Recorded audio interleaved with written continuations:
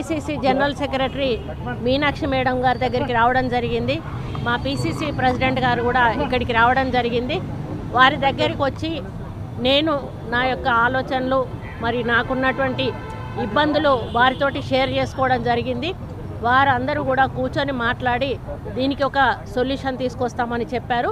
అది వాళ్ళకు వదిలేసి నేను వాళ్ళకి చెప్పాల్సింది చెప్పి వాళ్ళకే అప్పచెప్పి ఈరోజు ఏది నిర్ణయం తీసుకున్నా కూడా వాళ్ళు ఇచ్చిన ఆదేశాల మేరకు నేను ముందుకు పోతానని తెలియజేస్తాను. అదే చెప్పారు, వాళ్ళకు వదిలేశాను, వాళ్ళు మేము చూసుకుంటాము, మేము చూసుకొని మేము కోఆర్డినేట్ చేస్తామని చెప్పారు.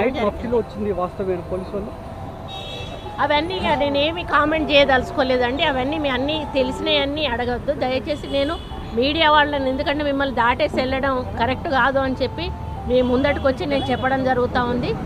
కేవలం నేను కలవడానికి వచ్చాను, చెప్పాల్సిన చెప్పాలనుకున్నాను, చెప్పాను. వారం వాళ్ళకు వదిలేసి నేను వెళ్తా ఉన్నాను. ఆ సొల్యూషన్ వాళ్ళు చూసుకుంటాను.